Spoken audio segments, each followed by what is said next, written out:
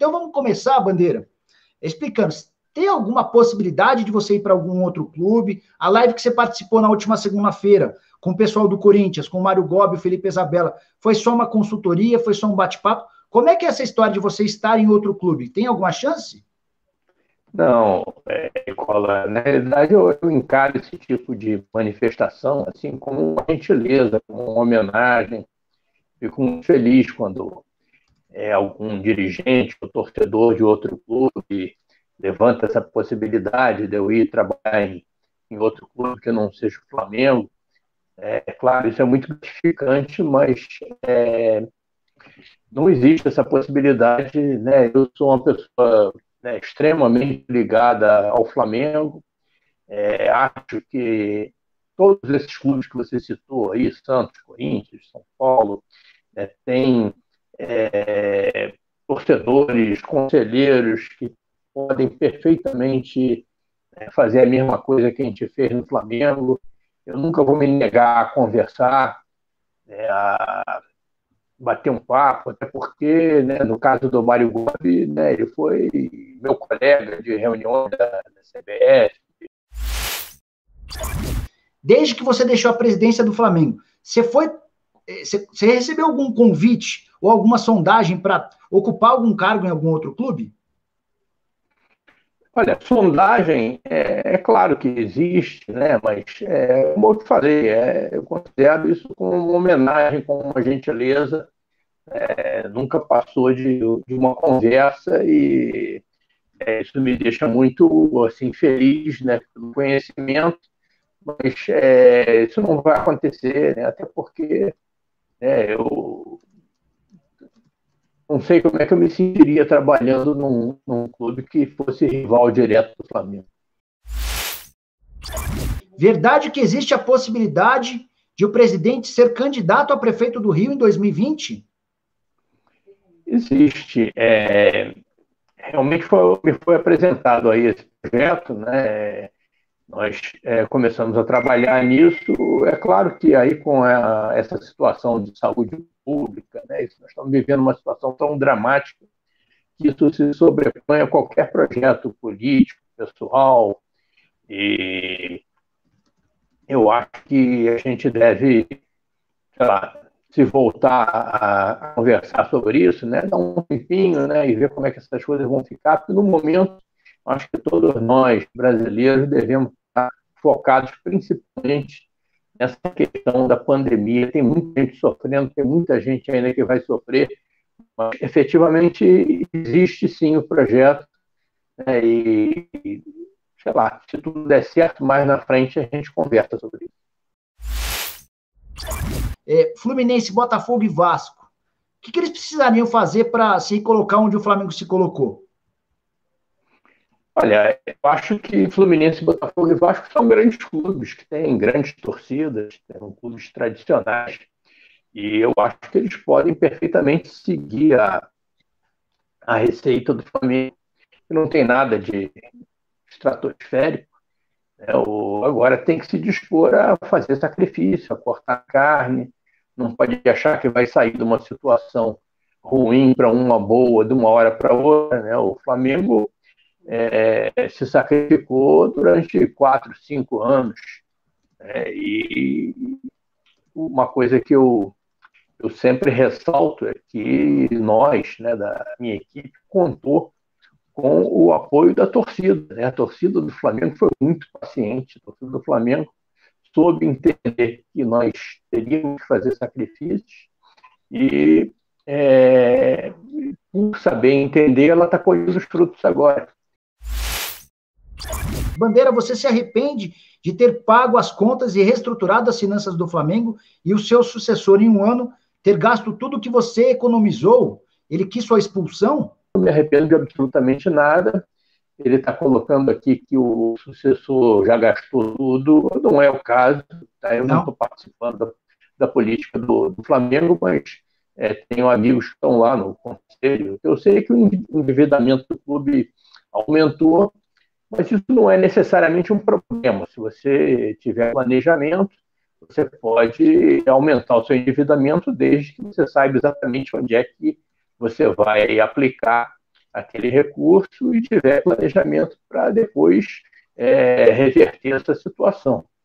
Então, eu acho que os torcedores do Flamengo, os do Flamengo têm que ficar atentos, né? Isso aí é para sempre, né? Vamos ter sempre que ficar atentos para que a gente não volte àquela situação anterior, mas não posso fazer nenhum tipo de crítica, até porque eu não depois de 6 anos, né, eu acho que eu cumpri minha missão e gosto mesmo de ficar torcendo de bancada.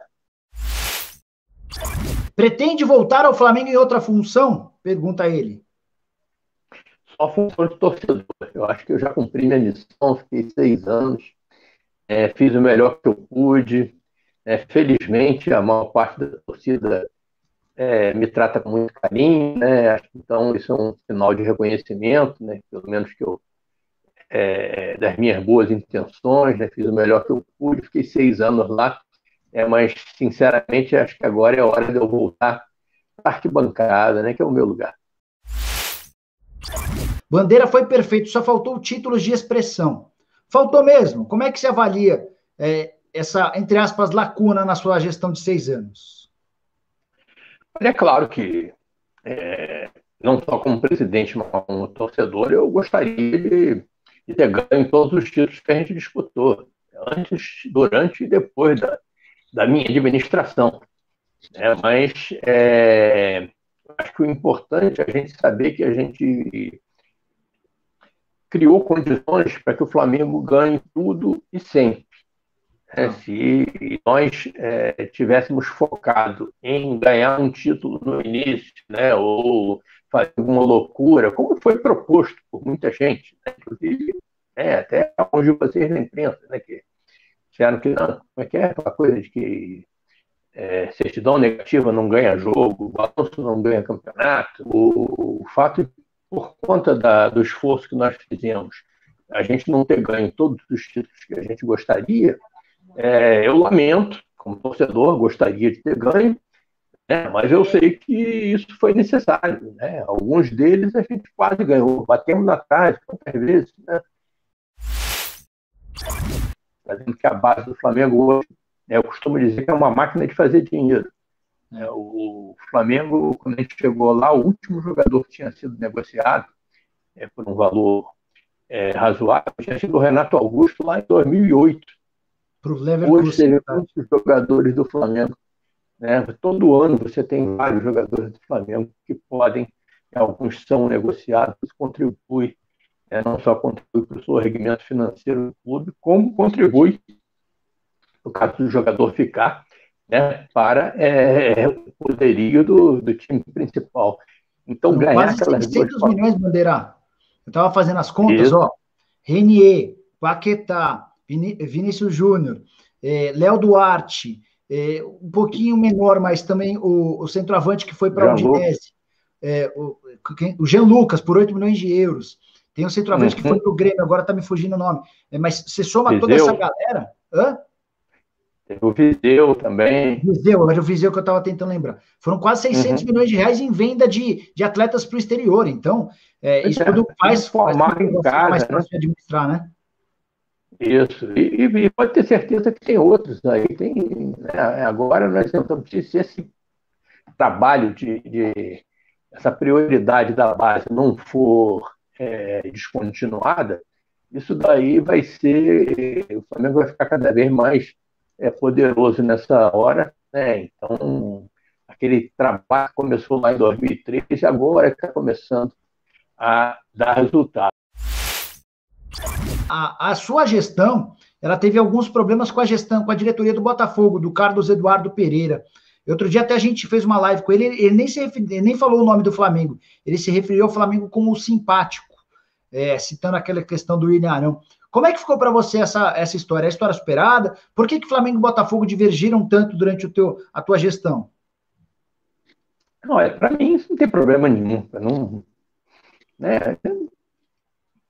O Botafogo que me incomodava era o Botafogo lá dos anos 60, quando eu era garoto e eu sofria na escola. Realmente o Botafogo naquela época tinha formou dois timaços, né? Um do início dos anos 60, né? Que era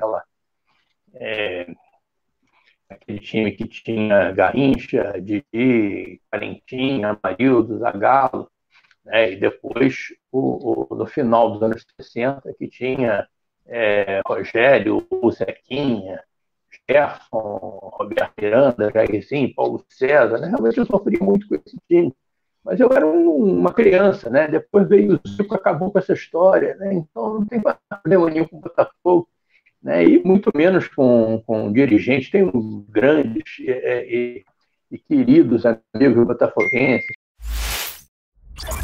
Como é que você, como gestor e o cara que conduziu um processo de readequação, transformou o Flamengo num clube saudável, como é que você vê essa questão do empréstimo de 40 milhões de reais? Olha, pode não ter problema nenhum, tá? É questão de você avaliar se esse endividamento ele parte de um planejamento estruturado, né? E se você sabe exatamente em que você vai aplicar. Eu não vejo problema, tá? Acho que o clube tem que ser administrado de maneira profissional, né? E não pode fazer loucuras. Eu não fazia a mesma coisa que fizeram comigo, dizer, não, isso é um absurdo. Não. Quantas vezes durante a minha administração a gente teve que recorrer a financiamentos, né, que eram para equalizar fluxo de caixa, né? Então, essa operação aí que está sendo, que parece até que é uma operação que já está aprovada, já está pré-aprovada, uma linha de crédito que o Flamengo está simplesmente sacando, né, como se fosse um cheque especial. Né? Teve um problema, né, que é um problema causado por essa questão da pandemia, aí você linhas alternativas para seguir. Ou você faz um downsize de alguma coisa, ou negocia um jogador, como você estava propondo aí, ou então você faz você lança a mão de uma linha de crédito que já estava pré-aprovada, né, e se planeja para pagar aquilo na frente. Então, eu sinceramente não quero ficar tirando pedra, não quero sofrer, não quero fazer o que fizeram comigo. Só recomendo aos conselheiros que vejam com muito cuidado para evitar que isso se torne, né, uma situação parecida com o que o Flamengo viveu até 2012. Maracanã ou estádio próprio? Essa pergunta, ela atende a um monte de gente que desde o começo da live está perguntando se o senhor é a favor de a construção de um estádio próprio, se o Flamengo, com o atual modelo de contrato com o Maracanã, pode se dar bem. Não existe mais o consórcio Maracanã, né? Felizmente, né? Agora, recentemente, o Flamengo, né, em parceria com o Fluminense, assinou vamos dizer assim, assumiu uma concessão provisória do Maracanã, que provavelmente vai ter que ser renovada ou transformada em definitiva por agora. Tá? Eu acho que eu criado dentro do Maracanã, adoro o Maracanã. Tá? Eu acho que boa parte da torcida do Flamengo considera o Maracanã como a casa do Flamengo. Então, e durante o tempo que eu tive na presidência, nós sofremos muito com aquela coisa de Odebrecht, né, e tentativas de mudança e empresas atravessadoras, picaretas, querendo assumir aquilo e obrigar o Flamengo a jogar. Eu acho que se o Flamengo agora conseguir, através de uma concessão pública, de uma licitação pública, conseguir ser o concessionário por um prazo confortável de 30, 35 anos, aí ele vai ter segurança jurídica para poder fazer os investimentos que o Maracanã precisa para se tornar mais confortável, mais rentável. E aí sim eu acho que você pode deixar de lado a coisa do estádio próprio.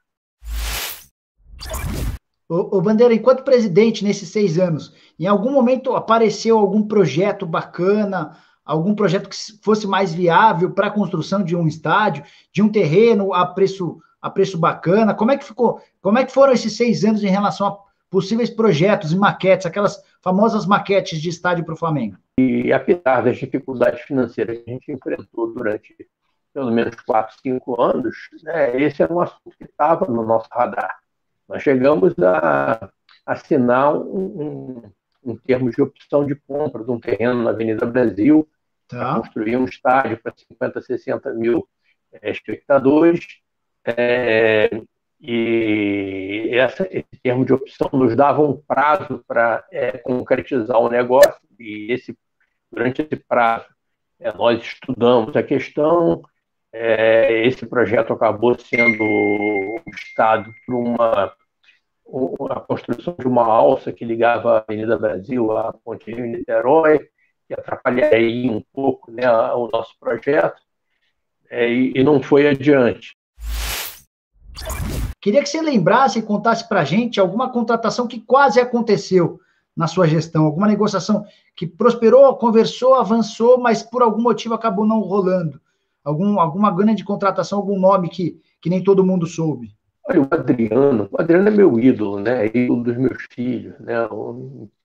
O Adriano realmente teve não